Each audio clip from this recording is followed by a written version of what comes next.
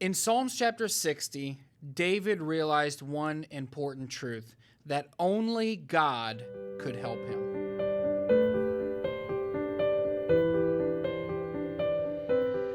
Hey everybody, welcome back to the channel. We're in our series, A Psalm a Day. We're in Psalms chapter 60 today. And in Psalms chapter 60, David, being the author, writes these words shortly before he goes on a literal rampage, destroying almost every single nation around him. They quickly became tributaries and servants to him. Nations that had given Israel problems for many, many years, like the Philistines and Syria, and Moab, and nations like Zobah. We read about this in 2 Samuel chapter 8, but in Psalms chapter 60, David prays to God and says, God, you alone are able to help. Well, let's read about this in Psalms chapter 60. The Bible says, O God, thou hast cast us off, thou hast scattered us, thou hast been displeased. O turn thou thyself to us again. Thou hast made the earth to tremble, thou hast broken it, heal the breaches thereof, for it shaketh. Thou hast showed thy people hard things, thou hast made us to drink the wine of astonishment. Thou hast given a banner to them that fear thee, that it may be displayed because of the truth, Selah. That thy beloved may be delivered, save with thy right hand, and hear me. God hath spoken in his holiness. I will rejoice, I will divide Shechem and mete out the valley of Succoth.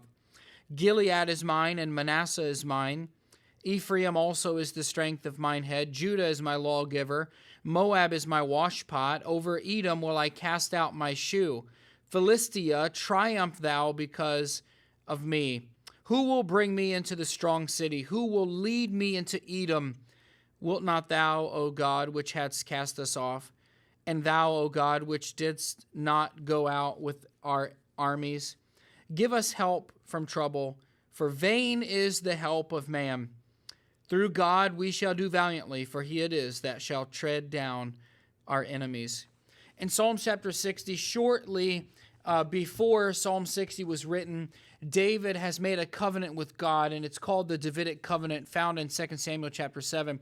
And in this covenant, God promises to David that he would give him a house, a throne, and a kingdom that would continue after he passed away. Prophetically speaking, we know that 2 Samuel chapter 7 deals with the kingdom of Jesus Christ that is going to be physical and will be set up after the second advent when Jesus comes back to rule and reign from Jerusalem. We call that also the millennial reign.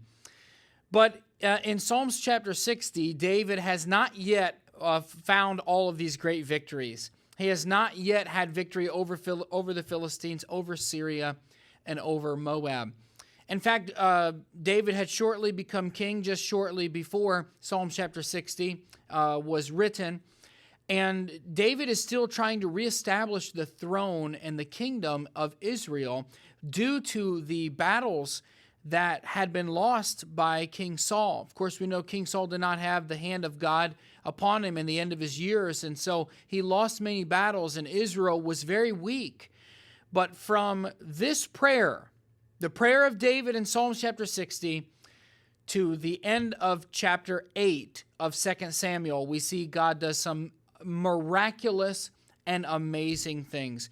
David realized something special, that his help would not come from a great alliance with his neighbors. It would not come from good generals. It would not come from better technology or from better weapons than the enemies had. His help would come from the Lord. Let us be reminded today, church, that your help does not come from the money that you have, the education you have, or the people around you. Your help comes from the Lord. Don't forget that even though you may be strong, don't forget that you need God's help with your daily battles. And God will give you the victory just like he did with King David. Let us look at the last verse. It is a good verse to read. It says, through God we shall do valiantly, for he it is that shall tread down our enemies. Remember that God is in control.